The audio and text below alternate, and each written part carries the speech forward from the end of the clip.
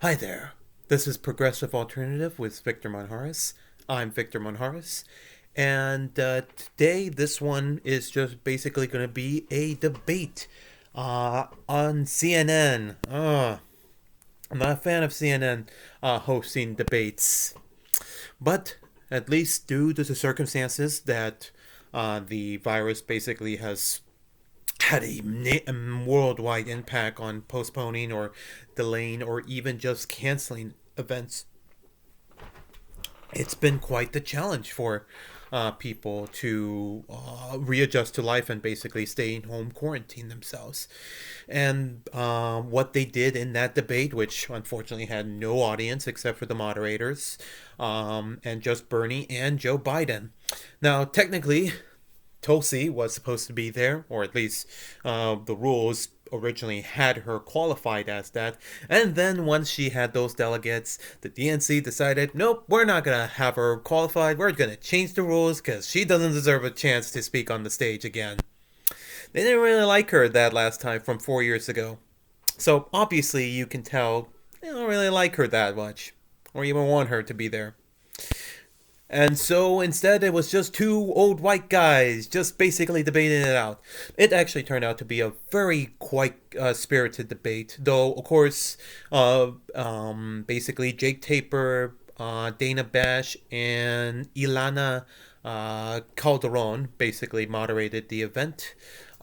Basically, just originally it was supposed to be Jorge Ramos, but unfortunately he fell ill to, or at least was in contact with someone who had the confirmed case of the virus itself. So, basically, it was 2 hours of just them debating and basically agreeing with each other about handling the crisis, but the most ideological debate between what happens afterward.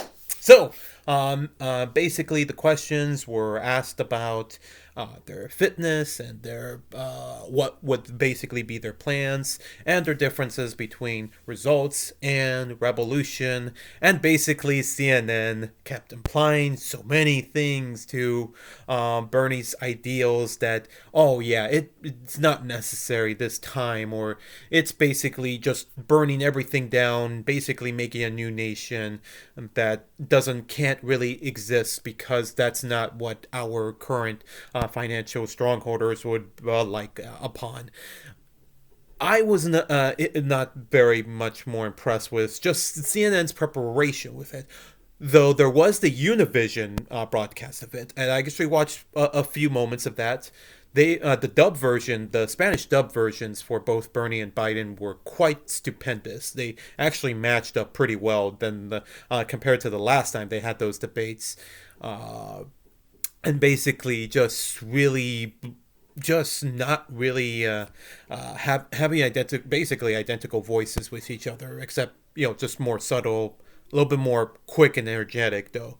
And at least with Univision, they actually had a up to the minute fact check on basically a lot of the points they basically brought up between what they were, and so basically a lot of good questions. Unfortunately, the presentation afterward kind of tried to really look for, oh, can we look for a conflict? Who's gonna make something quite sound? Because to be fair, both of these men would actually be, and maybe Tulsi to a amazing extent, would be better presidents than the dumb idiot that we have right now.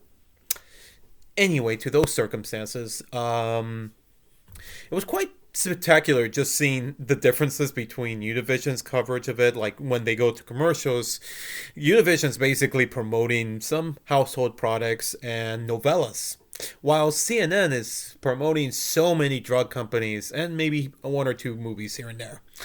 And just magnificently, it was a showcase between, oh yeah, that Biden's going to get a little bit more layover, and now they're both basically, in their element of just one-on-one men, Bernie basically trying to basically question him much more better than Kamala. And I know that's going to eat at you, Kamala, loving supporters out there, that Bernie does a way better job of lining up questionings and making sure that Biden is actually held accountable to his past. Because three times he lied about basically promoting, advocating for Social Security to cut it, basically. And stupendously, yeah. And then even Bernie basically asked, just told him, you can actually change your views. It's okay to do that. Just don't lie about your past. Don't think that you were always perfect, because authentic people like me and, Latino, and others around the country that are not regularly engaged with the political process don't like that. So it was basically, they had one audience member actually, or at least one person from Arizona, because originally this debate was supposed to happen in Arizona, Phoenix, Arizona. Instead, they had it in Washington, D.C., apparently, in their own CNN headquarters. It just kind of looked like the same place they actually had when they had the first debate. And CNN was going to host it, and they had the draw, and basically they were doing the whole lottery and seeing who was going to be in night one and night two. This was last year, but it looked like the same studio there too, the debate stage that they had it set up as. The breaking news that they had for the segment was, oh yeah, Bernie and Biden do the elbow bump. That's not breaking news. CNN, I know you're trying to look for attention. I know you're trying to actually make the impression that you always want to create conflict, but just stick to just laying out the facts. Thank you. So it's not like you guys are going to watch this anyway. So basically, they had that one audience member who was from Arizona. Again, they only did it once, by the way, throughout the whole debate. I kind of wish they did more of it. And she asked a question about, oh yeah, women being under attack, women's rights being constantly under attack under this administration. Biden basically giving his answer about, oh yeah, I'm gonna make sure that I nominate a black woman to the Supreme Court, and just a woman at all to as my vice president. Bernie basically being asked basically the same question about how his lifelong record of defending women's rights, and actually even before Biden actually supported those ordeals, and of course also for gay rights too. Bernie was the first one to basically, or maybe not the first one, but really one of the pioneers to actually, before it was even popular at all, to support the LGBT rights, plus rights. And, not supporting the Defense of Marriage Act, which would have really restricted, and actually would have really enforced their soldiers not to be, if they were gay, not to serve in the military. Kind of like what they're doing now with transgender individuals. Mr. Biden. And he kind of lied about that. It's like, no, I never went against homophobia. Like, or at least I never supported Bidoma, or that essence of, oh, you're trying to make me look like a liar. And it's like, or at least I'm a homophobia. And it's like, no, you're not. Good, I'm glad you changed your ways. Just like, again, be honest with the people. You used to think that way, now you don't. So, and Bernie basically had to do that the entire night. Now, when he basically revealed that, he's a liar, or that he didn't use those words, he didn't go like the whole playbook of, oh, look, he's a liar, oh, he's this, don't vote for him, don't do that, or like at least calling out to the nation, because one, the audience is not there, and two, it's still being broadcast by a lot of people around there. Although other things were actually still going on, even though the whole virus epidemic is just like, oh yeah, there's not a lot of sporting events or anything else going on. It's just debate and some episodes of Batwoman and Supergirl going on at the same time. People people love Batwoman and Supergirl. They're on my all heroes list. I think Batwoman's getting close, at least breaking top 75. Anyway, so they asked about the super PAC. He asked him about the super PAC. Drop the super PAC in order to gain the support of youngsters and Latinx or Latino Latinas. I don't like that Biden has the super PAC. Drop it. And he's like, no, until you drop your 9 super PACs. And it's like Bernie's asking him, it's like, okay, go ahead, list them, list the 9 super PACs that you basically think that there are super PACs. And Biden goes, yeah, oh yeah, come on, Bernie, he doesn't want to do that. It's like, really? It's like he's not going to give you that. And apparently, the super PACs that he's referring to is Our Revolution, the Consumers Free PAC, and there was like the Common Defenders, and there were these other PACs that were basically pretty small. I do get their emails. I was like, those are not super PACs because they actually identify who actually donates to them. Super PACs do not identify individual donors. That's basically the thing. And it's like, and of course, Our Revolution and other those 9 organizations that are not super PACs actually, do out canvassing work and phone banking, and actually do connect with people instead of just rely on mailers and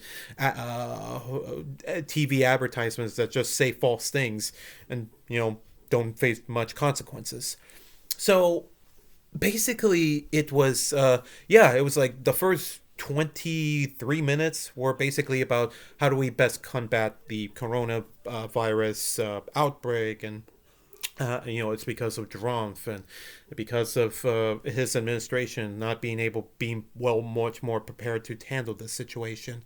Oh yeah, there was at least some moments where Bernie did seem like he kept saying Ebola, what this Ebola crisis is telling about. It's like, but it actually turned out he said Corona. So the Brooklyn accent kind of makes it sound like he says Ebola instead of Corona. So, there was that one moment where Biden kept calling it the swine flu or the H1N1 flu. I know because his, under Obama administration that he worked under, and he basically had to, confront those type of issues with those epidemics, and, clearly much more better than what this current situation is happening. Anyway, so. And then, of course, the whole conversation, then it became a lot more diverse with situations, with gun laws and women's rights and what's going to be the future. And basically, Biden just kept saying, oh, but they want results. People want results. I alone, I alone, I alone. And Bernie basically asking people, let's be much more revolution. Let's become much more better because we are the richest country in the world. We can do anything we want. I mean, they already shown that you can give a lot of money to the rich, you can give so much to those corporations that basically got us into those situations in the first place, that of course Mr. Biden was also involved in, and if we could do that, why can't we do that for the American people that have shown consistently that they are willing to work very hard to bring our country back together? And so, of course, as you can see, there's a little bit of biases. It's like, it's like I can criticize Bernie, like the whole thing of, oh yeah, why do, it's like he says in all likelihood he'll have a woman nominee as his vice president. It's like, there's a lot of women that just says, oh, that's not good enough, Bernie, it has to be a woman. I just say to that, yeah, I get it. We need a woman. You kind of need a woman, Bernie. It's like you should just said yes, but he did say it just can't be a woman. It has to be a woman that believes in the progressive values to make sure that she's not influenced by the dark money and the those interest groups that want to cause more harm to our communities than protect them. And basically, to that extent, I would think, that would be nice if he would have maybe Stacey Abrams or Deb Haaland in there. Again, it has to be a woman of color that is progressive as well. That way you give assurances that it looks like the rest of the country. It's just, because if you have Biden and Bernie together, it's like, again, it's two old white dudes. I get it. They have different ideology to bend them together, because obviously one of the last questions, I think it was like one of the last 4 questions that they asked is like their vulnerabilities is like, oh yeah, Bernie's not able to connect very well with African American voters, even though the youngsters in the African American demographics are going for him, but it's the older ones that are gaining a lot more steam and have more fair say to that extent. And Basically, his message is that, yeah, and he did admit that, oh yeah, I have vulnerabilities. Our agenda basically calls for that revolution that is very much needed in this country to bring out the vote and still keep consistently going even after the election. But unfortunately, the people that go for Biden don't want that. It's like, yeah, it's like, am I accusing you of that? It's like, that kind of seems to be the case when I'm hearing these interviews from that demographic. It's like, but I know him. I know him because he was with Obama. I know we want to get back to normal. And it's like, back to normal wasn't the best. No, back to normal wasn't really that perfect either, or at least the best. Completely the best. It was better, but it wasn't the complete best. And, obviously we have Bernie being a lot more that's the best route. That's like really the pinnacle top of, yeah, that we can be so much better than just going back to normal. And of course, Biden, who basically was asked, who was told, like, yeah, he's not doing very well with Latinos and Latinas, and just really not connecting very well with youngsters overall, including both in the African American community of youngsters. And that, yeah, he barely kind of just waved them off. As like, he is like, I'm still turning out. I'm still bringing the highest turnout in Virginia. I'm still doing this. I.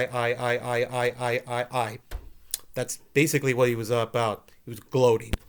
He kind of ignored basically me because of course him just standing by and seeing that the Obama administration was carrying out the most deportations and thinking, yeah, that's not gonna backlash at me at all. I'll just blame it all on Obama. Which, to be fair, he has a point, but you had a part in it. It's not like he ever gonna watch this, but anyway. As you can see, I don't have any of the Biden material now. I would have actually brought something, but he never came to California conventions because he doesn't want to look at us and just say, "Oh, I don't support these issues," and there's a reason why you lost California. Now I get it. You were starting to come back, and he actually did win Placer County, where I live at. But again, it's like the demographic speaking is like, and it was still close too. It was like about 2% be ahead of Bernie. They'll try to twist that and say, "Oh yeah, Bernie's like, yeah, he had the most. He won here in 2016." It's like, but his lead went down. His power is fading. Yeah, that's just because we had more candidates instead of Clinton. Someone who's really not trustworthy, or at least just someone who's so annoying that she thought she was entitled to it. I think you can see a little bit. I'll get to basically what my feelings are much more. But still, with the debate, they had their differences. They clearly wanted to show that, sure, under these circumstances, that they were going to work together. They were going to help each other, basically beat Trump, but also move the country in a better direction. Especially morality-wise and trying to take on the issues of climate change.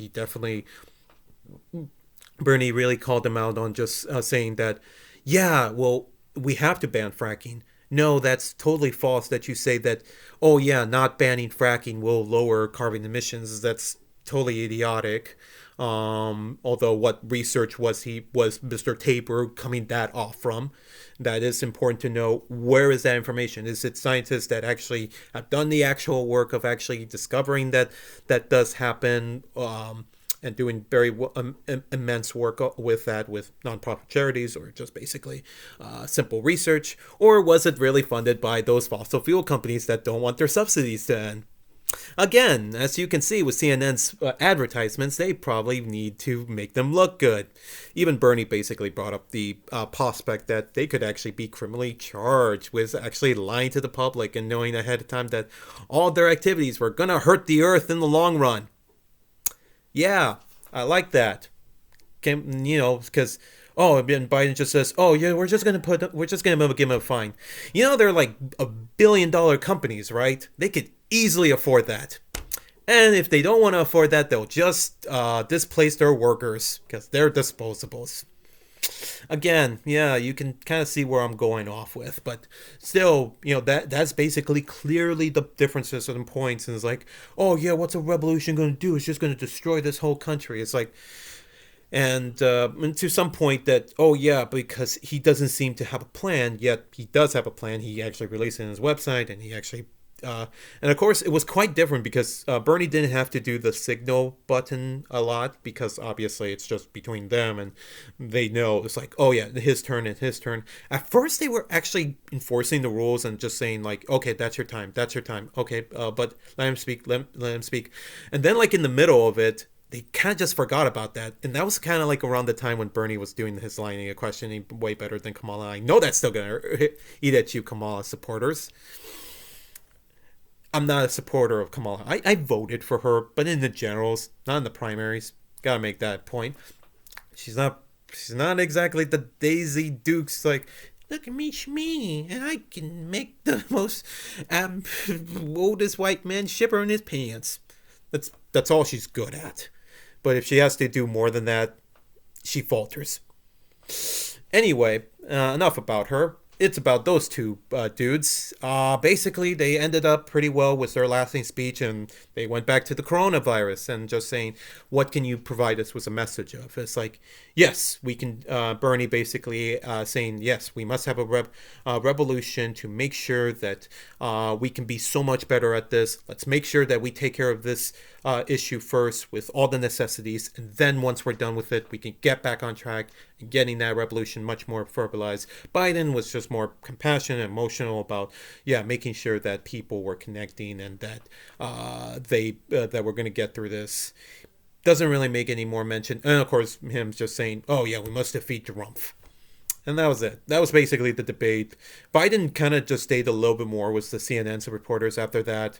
Biden and Bernie kind of talked afterward, and then for shortly, and then he kind of just like said goodbye, thank you, and just went off his way. And that was all right because obviously most those two more than 75, older than 75-year-old dudes are the most likely to get the virus and actually could die from it. Someone like me might catch it, but obviously I will probably just get really sick, but I won't die from it because it won't kill me that much unless I had a pre-existing condition that would make it much more vulnerable for me to suffer from. So my perspective, because I had a discussion with my father, especially after this, and it's like, oh yeah, but are you going to support Biden? Because obviously, as you can see, it was my top. Let's get my ranked choice voting out of the way. Even though I already got my vote in and my state has already voted, and thankfully Bernie won California.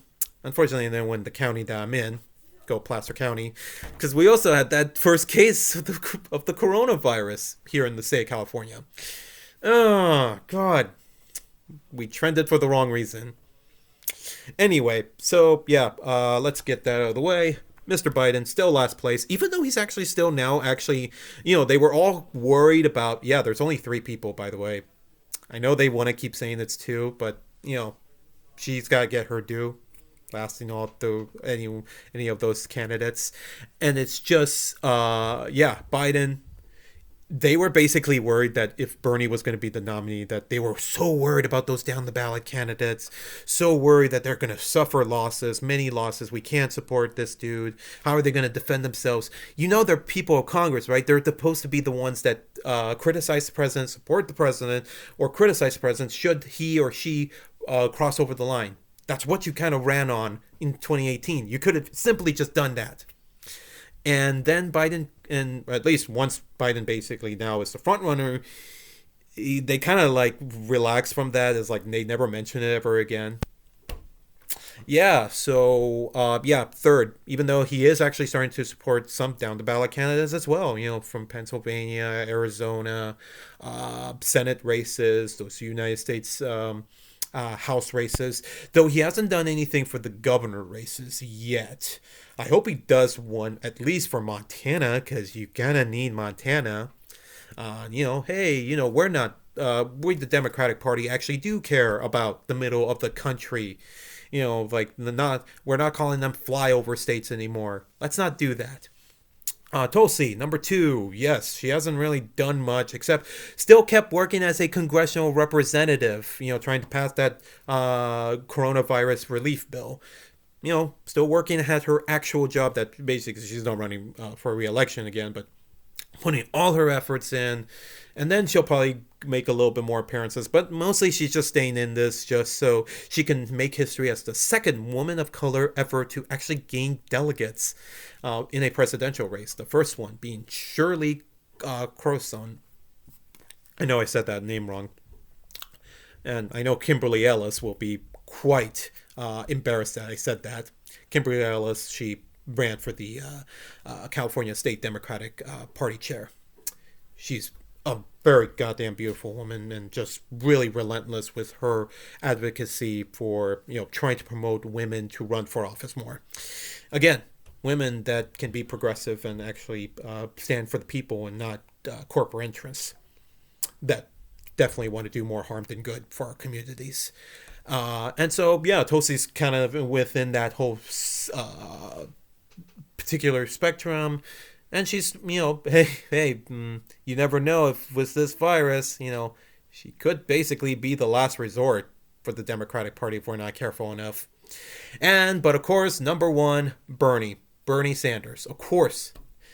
Just being much more hype, trying to help out United States Senate candidates and U.S. House of Representative candidates and issues as well, because, way down the ballot are definitely those propositions or local measures and carefully examining them. Though he does kind of do it late, especially if they're a vote by mail state or any of those circumstances that, not every state is, the votes on that day. Or at least in the circumstances of not everybody, like 100% of people vote on that day, on the actual election day. And, never has forgotten about Puerto Rico, doesn't forgotten about the United States territories in Washington, D.C., and really covering issues that many people don't really think about, especially not even to Biden until, some national crisis happens. And so that's basically where it leads to about my father, a conversation with me about, oh yeah, am I going to support the nominee, whoever it is, whether Bernie doesn't win it? And it's like, yeah, of course I'm going to help them out. Your real question is, how much am I going to help them out? Yeah, I'll canvass it a little bit. And, there's the 3 T's that Nina Turner basically says: time, talent, treasure. Obviously, if Biden becomes the nominee, I will not give him any of my treasure because he doesn't need it. He still has that goddamn super PAC. And of course, he doesn't really need my money. He still gets money. He's like, I didn't even have that much money to win Virginia. I did it all by myself. We didn't have money. Aye. Anyway, but yeah, I'll spent some of my time and my talent to, especially, call people up in Michigan, Pennsylvania, Arizona, Texas, any of those states that could definitely have wide implications. Now, will he have my vote? Again, I live in California. Unfortunately, it's reliably blue, it's reliably Democratic. Most likely, I'll probably just write in Bernie Sanders should that actually happen. But I'll definitely be helping out Biden. And, I'll be helping them out, those critical states, because unfortunately, those are the reality of the situation. You got to win the Electoral College. And, that's going to be up to him, because those answers really didn't give me a lot of confidence that he could do that. Now, he could do that in the Democratic primary because, it's Democratic voters. But can you do that with independents? Or at least labeled independents. I like calling them no party preference. Can you do that enough to carry that enthusiasm in life to just get him over Trump?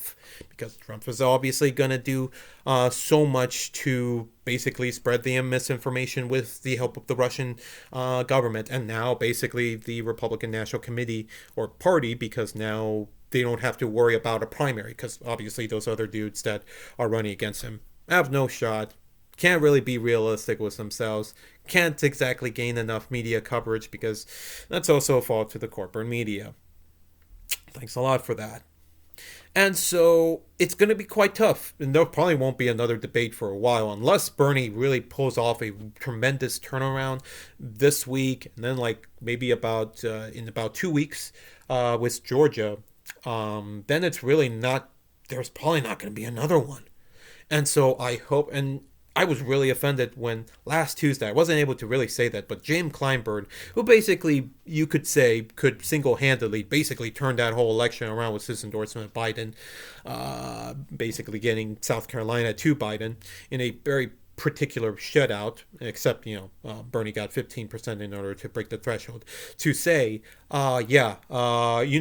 because Bernie can't win one state tonight, we should just cancel the whole entire primary. Let's just crown him the nominee. Let's not do any more. And it's like, yeah, well, you're kind of ignoring every other state that still hasn't voted. So, Clyburn, I hope you're still satisfied with those words, because I haven't heard a goddamn apology from you. Not like you're ever going to watch this again. But that's not what we Democrats are about.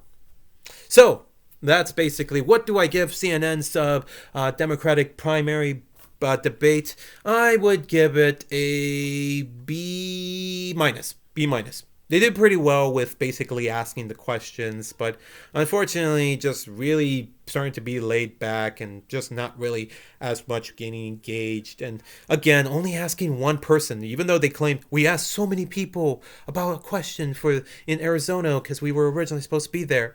It's like, but it was only one. And I'm always disappointed with, like, can they ask like 3 to 5? 3 to 5. Icon number, and you could have improved there.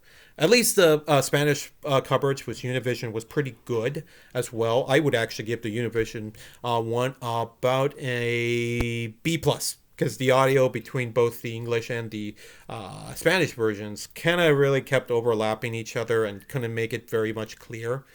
But at least that fact checking there was quite significantly well done. So anyway, that has been that debate. I hope there's more. I probably won't do any more. I want there to be more, especially maybe one in Montana. Can we get one in Montana? North Dakota? Actually, they already had their North Dakota caucus. You probably want to have one of those in the middle of the country, at least at this time of the year, to give confidence to the American people there. But of course, we'll see what happens in these next 2 weeks, actually, maybe even 3 weeks, especially if there's any more primaries that are basically being delayed because of this virus epidemic.